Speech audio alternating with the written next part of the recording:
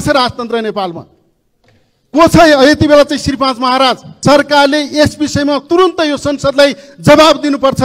यस्ता जे मन लाग्यो त्यही बोल्ने छुट कसैलाई पनि यो व्यवस्थामा छैन। राजतन्त्र फेरि बिउताउन खोज्नु, मसान घाटमा दाह संस्कार गरिएको मान्छे फेरि बिउताउनु भन्ने जस्तै हो। महाराज धिराज जुन सन्दर्भ यहाँ सुरु पनि भइसकेको छ, श्री 5 महाराज धिराज ज्ञानेन्द्र वीर विक्रम शाहदेवबाट 73औं राष्ट्रिय प्रजातन्त्र दिवसको अवसरमा बक्सेको शुभकामना।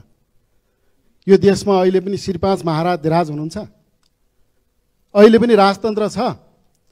मेरो गम्भीर ध्यानाकर्षण छ सभामुख महोदय, यति बेला संविधानमाथि प्रहार गर्ने उद्देश्यले, व्यवस्थामाथि हमला गर्ने उद्देश्यले, जनताको बलिदानबाट प्राप्त भएको लोकतान्त्रिक गणतन्त्रलाई चुनौती दिने हिसाबले जुन वक्तव्यबाजी भएको छ, यसप्रति अत्यन्त घोर आपत्ति छ र यसको निन्दा एवं भत्सना गर्न चाहन्छु सभामुख महोदय।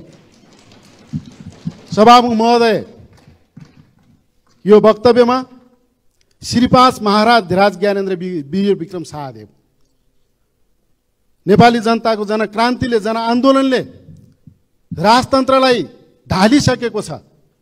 अब राजतन्त्र फेरि बिउताउन खोज्नु, मसान घाटमा दाह संस्कार गरेर फर्किएपछि दाह संस्कार गरिएको मान्छे फेरि बिउताउनु भन्ने जस्तै हो। चिहान उदिनेर फेरि राजतन्त्र ल्याउन खोजिँदैछ। कुनै पनि हालतमा जनताले यो कुरा सहन सक्दैनन्।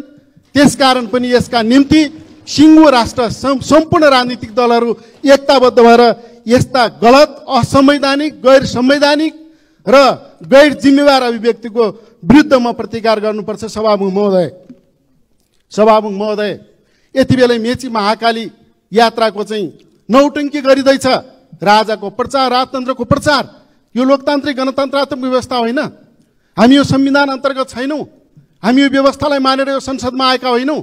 संसददेखि संसद बाहिरसम्म गणतन्त्रका विरुद्धमा, व्यवस्थाका विरुद्धमा, संविधानका विरुद्धमा, संघीयताका विरुद्धमा, धार्मिक सद्भावका विरुद्धमा, हामी साम्प्रदायिक एकताका विरुद्धमा नेपालीहरूलाई चाहिँ विभाजित गर्ने उद्देश्यले जुन अभिव्यक्तिहरू आइरहेका छन्, जुन व्यवहारहरू भइरहेका छन्, जुन क्रियाकलापहरू भइरहेका छन्, यी आपत्तिजनक छन्। यसप्रति पनि म घोर निन्दा गर्न चाहन्छु र म सरकारलाई अनुरोध गर्न चाहन्छु, यो विषयमा सरकारले जवाब दिनु पर्यो।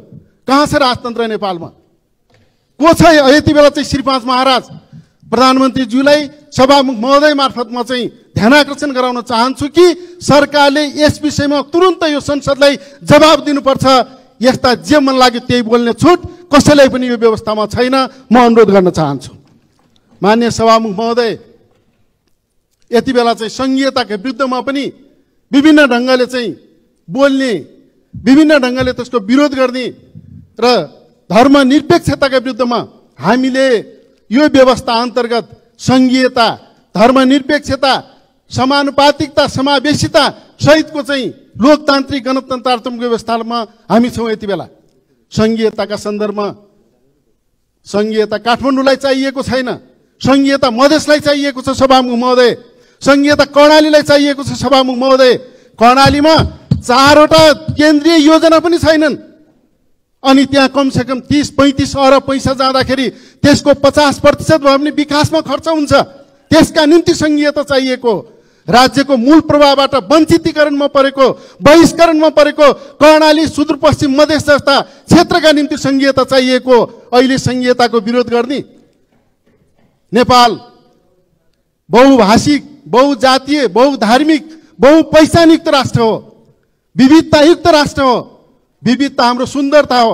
यो विविधता बीच एकता हाम्रो पहिचान हो। त्यसकारण चाहिँ हामी राज्यको कुनै जात, कुनै धर्म हुँदैन भन्ने कुरामा प्रष्ट छौँ। हामीले संविधानमा त्यो व्यवस्था गरेका छौँ। त्यसकारण चाहिँ अब फेरि कुनै यो राष्ट्रलाई चाहिँ कुनै धर्म, कुनै धार्मिक राज्य बनाउन खोज्ने, कुनै जातीय राज्य बनाउन खोज्ने, संघीयतामाथि आँच पुर्याउन खोज्ने कुरा पनि स्वीकार्य हुन सक्दैन। सभामुख महोदय, हामी च्यालेन्ज गर्न चाहन्छौँ, हामी चुनौती दिन चाहन्छौँ। त्यस्ता हरकतहरू, त्यस्ता क्रियाकलापहरू, त्यस्ता व्यवहारहरू तुरुन्त बन्द गरियोस्। सभामुख महोदय, म सभामुख महोदय मार्फत फेरि पनि एकपटक चाहिँ यो संसदको, सिङ्गो राष्ट्रको र सरकारको समेत ध्यानाकर्षण गराउन चाहन्छु। माननीय सभामुख महोदय, यति बेला त्यसकारण म भन्न चाहन्छु कि अब राजनीतिक दलहरू एकताबद्ध भएर चाहिँ अगाडि बढ्नुपर्नेछ। राष्ट्रको समृद्धिको निम्ति, राजनीतिक स्थिरताको निम्ति, संविधानको रक्षाको निम्ति, कार्यान्वयनको निम्ति, लोकतान्त्रिक गणतन्त्रलाई सुदृढ गर्नका निम्ति अब राजनीतिक दलहरू एकताबद्ध भएर अगाडि बढ्नुपर्छ।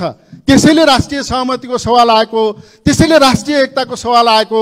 हामी एकताबद्ध भएर गयौँ भने नै राष्ट्र पनि बलियो हुन्छ, व्यवस्था पनि बलियो हुन्छ, संविधानको पनि रक्षा हुन्छ। यो कुरा पनि म माननीय सभा महोदय मार्फत अनुरोध गर्न चाहन्छु।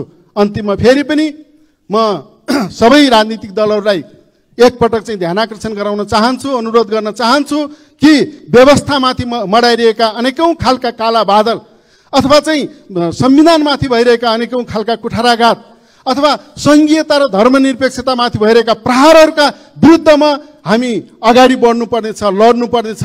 यही कुरा अनुरोध गर्दै जाँदै म मेरा आत्मीय मित्र डाक्टर चन्द्र भण्डारी माननीय सदस्यको शीघ्र स्वास्थ्य लाभको हार्दिक कामना गर्दछु। धन्यवाद।